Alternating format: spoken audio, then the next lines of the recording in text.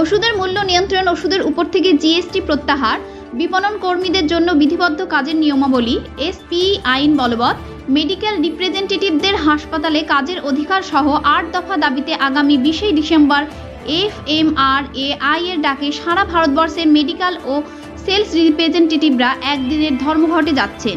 এই ধর্মঘটকে কেন্দ্র করে বিগত 1 মাস জুড়ে WBMSRU মুর্শিদাবাদের জেলা কমিটির বিভিন্ন কর্মসূচি রূপায়ণ করেছে। তারই অংশ হিসেবে 18 ডিসেম্বর বহরমপুর শহরে একটি বর্ণাঢ্য মিছিলের আয়োজন করা হয়।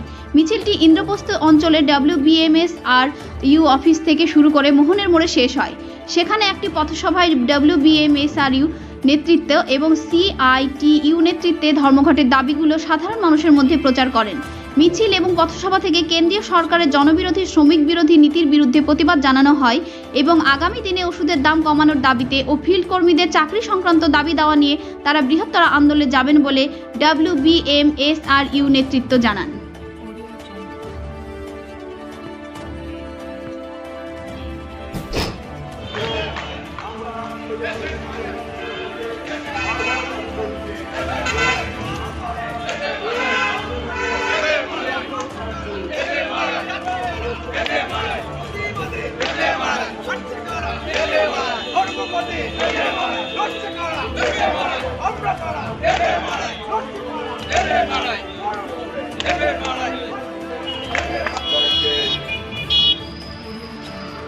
WBMSRU এবং সিআইটির পক্ষ থেকে আপনাদের অভিনন্দন জানাই।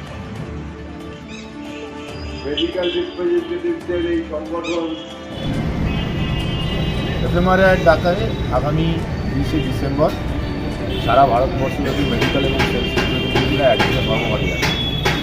বিভিন্ন দাবিতে আমাদের এই ধর্মঘট, মূলত ওষুধের দাম কমানোর দাবিটাই আমাদের প্রধান। ওষুধের উপর যেটা হয় সেটাকে 3টে কারণে ওষুধের দাম বাড়ে। ওষুধের উপর সরকার ব্যাপক হারে জিএসটি দিচ্ছে, আমরা দাবি করছি যে সেই জিএসটিটা সরকারকে প্রত্যাহার করতে হবে। দ্বিতীয়ত, যে সমস্ত সরকারি ওষুধ কোম্পানিগুলো আছে সেগুলোকে যদি পুনরুজ্জীবিত করা হয় এবং সরকার যদি ওষুধ তৈরি করে তাহলে ওষুধের দাম খানিকটা কমবে। 3 নম্বর বিষয় হচ্ছে সরকারের কাছে, কেন্দ্রীয় সরকারের কাছে তাদের ক্ষমতা রয়েছে যে তারা সমস্ত ওষুধের দাম তারা নিয়ন্ত্রণ করতে পারে, সেটা তারা করছে না। আমরা বলছি এগুলো করে অবিলম্বে ওষুধের দাম কমাতে হবে, যাতে সাধারণ মানুষ যারা প্রয়োজনে ওষুধ খান আর তারা সেটা সস্তায় পেতে পারে। দ্বিতীয় যে বিষয়গুলো রয়েছে যে মেডিকেল